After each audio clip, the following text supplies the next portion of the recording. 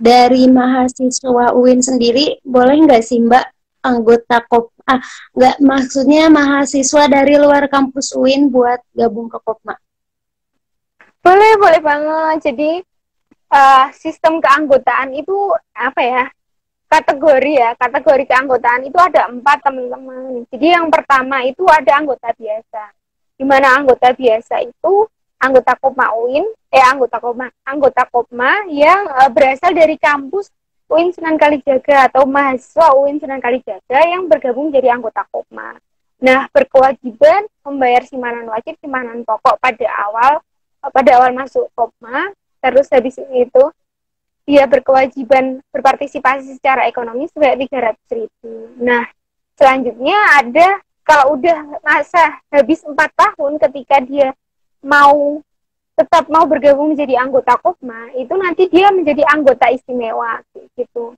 Di mana anggota istimewa ini dia tetap harus melakukan partisipasi ekonomi atau belanja 300.000 selama 1 tahun kayak gitu. Terus yang selanjutnya itu ada anggota luar biasa. Nah, anggota luar biasa ini anggota yang bukan dari UIN Sunan Kalijaga atau dari luar kampus UIN Sunan Kalijaga. Itu karyawan atau warga sekitar yang tinggal di sekitar Kopma kayak gitu, yang mau gabung jadi anggota Kopma itu jadi anggota luar biasa gitu.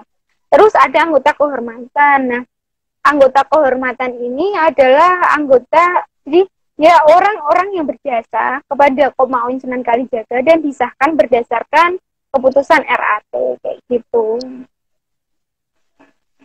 Jadi emang semua kegiatan Kopma itu ada landasannya sendiri. Kayak apa ya? Ya kan Mbak ada kan tadi pembentukan meta sesuai dengan apa? Berarti emang ada tata caranya yang harus diikuti terlebih dahulu ya Mbak. Jadi emang benar-benar nggak sembarangan. Benar banget karena di Kopma ini salah satu menurut aku ya UKM yang memang strukturnya itu sangat jelas dan harus kayak ini loh, kayak harus ada caranya masing-masing kayak gitu. Jadi kalau mau melakukan sesuatu itu nggak bisa sembarangan kayak gitu. Kayak harus dikaji dulu, harus dipelajari dulu atau mungkin ngelihat dari kasus-kasus sebelumnya kayak gitu. Jadi nggak bisa sembarangan. Iya benar. Terus misal apa tuh tadi kan yang anggota Kopma itu yang wajib berbelanja 300.000. Berarti kalau lagi masa pandemi itu kan otomatis dihapus ya.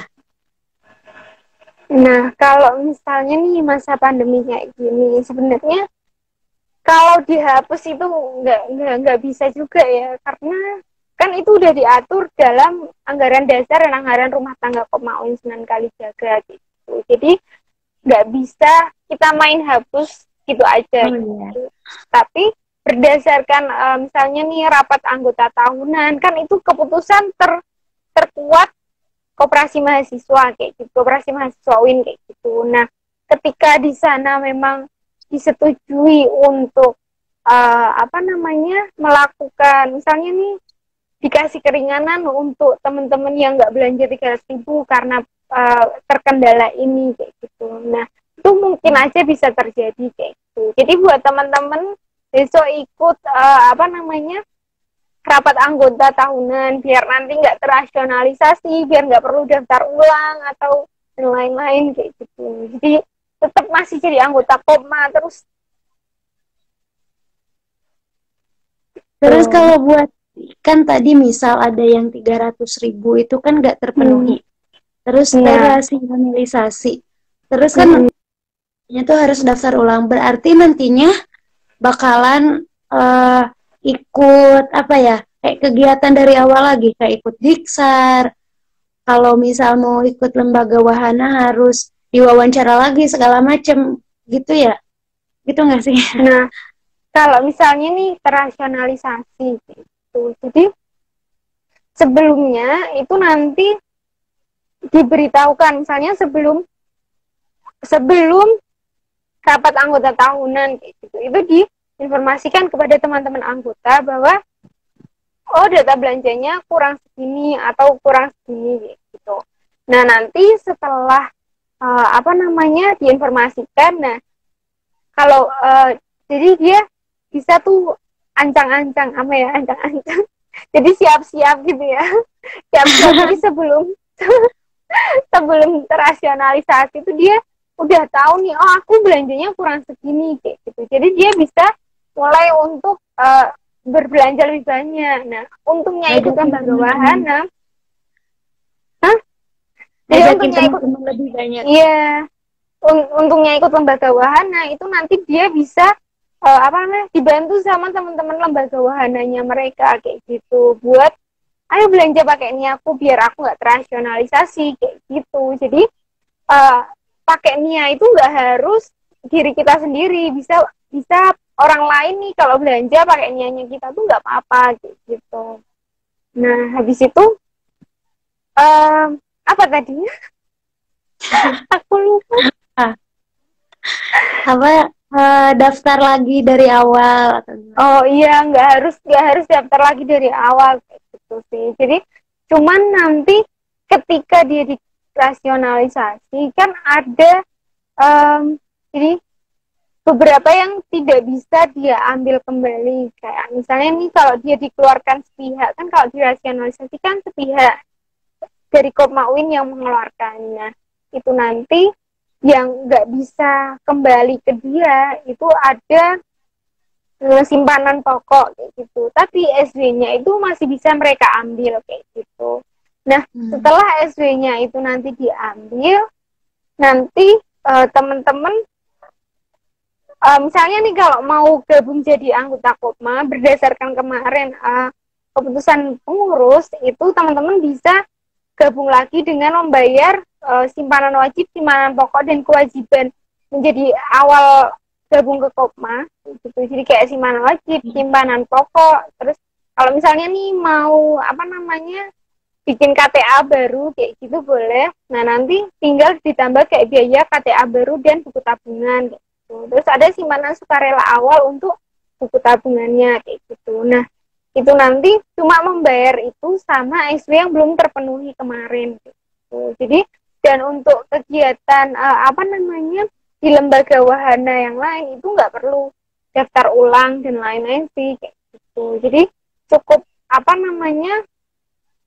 mungkin nanti kayak ada beberapa nih kan, kalau lembaga itu karena berbadan hukum di Kopma, jadi nanti kayak ada surat keputusannya. Nah mungkin nanti ada surat keputusan yang harus ditarik dan dirubah kayak gitu. Wah, jelas banget penjelasannya Mbak Yasmin. Iya. Ini udah mau 1 jam. Mungkin terima kasih buat Mbak Yasmin yang udah bersedia buat jawab pertanyaan dari teman-teman semua. Terus juga terima kasih buat teman-teman yang udah gabung di live IG-nya Santuy, Sayang Kamu Santuy Siang Kopma part 2. Dan tunggu lagi part selanjutnya. Mungkin sebelumnya ada closing statement dari Mbak Yasmin buat teman-teman. Ya, untuk teman-teman anggota Kopma nih, nah boleh banget untuk teman-teman yang mau berkegiatan secara online itu dipantengin terus IG-nya Kopma, terus grup-grup yang Kopma itu jangan sampai cuma di scroll aja, tapi dibaca. Siapa tahu nanti teman-teman bisa dapat pengalaman dan teman-teman baru dari mengikuti kegiatan-kegiatan di Kopma gitu. Pokoknya jangan lewatkan kesempatan-kesempatan berharga yang bisa teman-teman dapetin di Kopma kayak gitu. Sih. Terima kasih Mbak Yasmin. Semoga Mbak Yasmin teman-teman juga semoga sehat selalu dan semoga pandemi ini cepat berlalu biar kita bisa lagi di Kopma, bisa senang-senang lagi di Kopma, ngelakuin banyak gak secara virtual, tapi kita bisa tatap muka, bisa saling senyum secara langsung, saling sapa secara langsung. Semoga sehat selalu, semangat buat teman-teman walaupun lagi pandemi harus tetap